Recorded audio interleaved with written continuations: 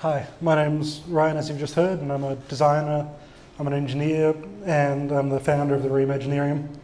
I'm going to talk to you a bit about this evening about how we can create, innovate, and remake our future, both globally and locally. We have a problem with waste. In Australia alone, we produce about 67 million tonnes of it a year. Some of that will end up in landfill, some will get recycled here, and some of it will get sent offshore. But how much of it didn't actually need to be made in the first place, and how much didn't really need to be disposed of? Over 4 million people from around the world took part in the school's climate strike in September this year. We need to listen to them. Without immediate action, catastrophic temperature changes and sea level rises are predicted within our lifetimes. Seeing value in waste has to be a big part of the solution.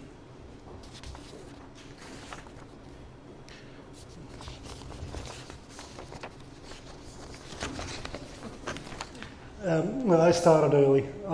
As you just heard, I started building bikes from the hard rubbish and repairing family furniture and playing with computers when I was back in primary school.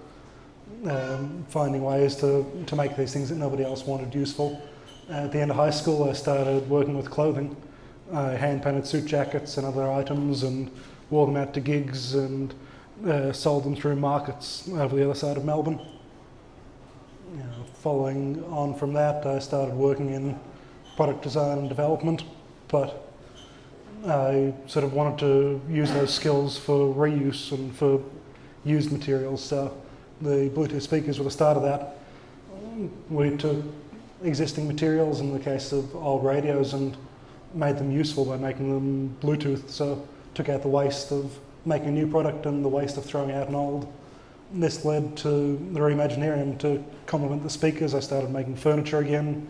I took up a space with the Renew project, and I realised pretty quickly there wasn't anywhere around that really focused on reclaimed goods.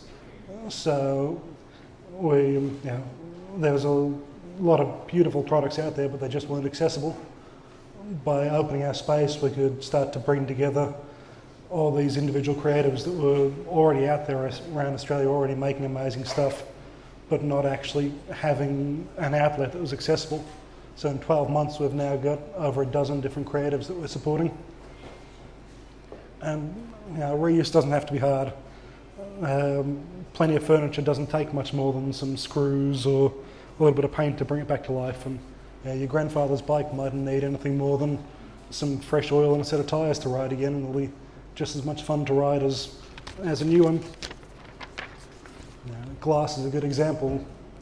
We can all use old bottles to store dry goods or to store small items, but we can also cut and polish it and turn it into drinking glasses or into lights like you see here. Going further, there's plenty of people who melt it down and sell it as platters and items like that.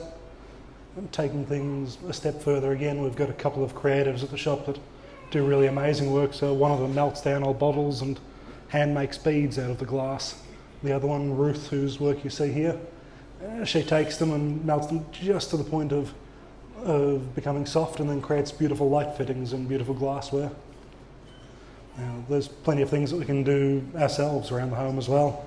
If you're willing to put in a bit of labour and to take a bit of risk, almost anything can be repurposed. If you're going to throw it out anyway, then what have you got to lose by giving it a shot?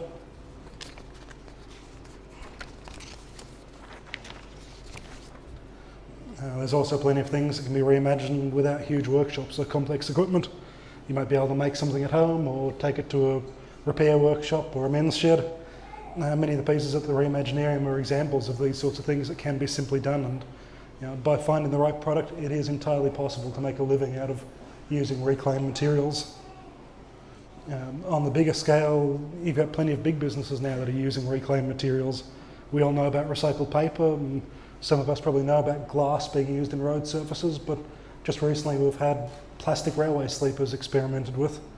Now, it's not necessarily common practice for the big businesses, but it is possible, and economies of scale really help with that. Speaking of them, one of the biggest challenges for creating commercially viable products is balancing supply and demand. Big business can make in huge volumes, and that's why they can sell cheap, but in this realm, how do we know what the market's going to be?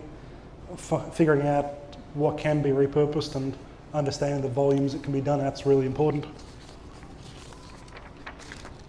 Now, no matter how good a product is for the environment, if it doesn't meet people's needs, nobody's going to buy it.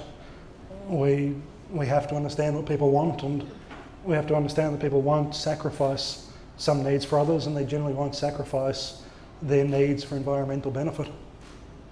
One of these biggest needs is convenience. So if your fridge breaks, you don't go and hunt for days for a second-hand one. You buy a brand new one from Harvey Norman's, you get it delivered, you pay it off over 24 months. Convenience is critical to appealing to a broad audience, and it's sorely lacking in the way that most reclaimed goods are sold, whether that's through op shops, vintage markets. But it doesn't have to be that way. Saber's revolutionised op shopping by applying business principles, and Retuna in Sweden's gone a step further. They've got an entire shopping mall of reclaimed goods, and with that they have created 50 jobs over there and a huge following for what they do. I'd love to see this sort of thing happen in Geelong as well.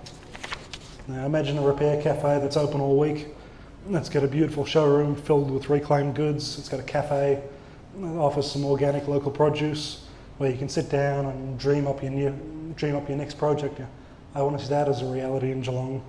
Further down the track, imagine if Geelong was the home to an entire sustainable shopping centre, something the size of Westfield, where every shop was filled with recycled, reclaimed, organic, local produce, where you get everything that you want and everything that you need as conveniently as you do now, but without the environmental impact.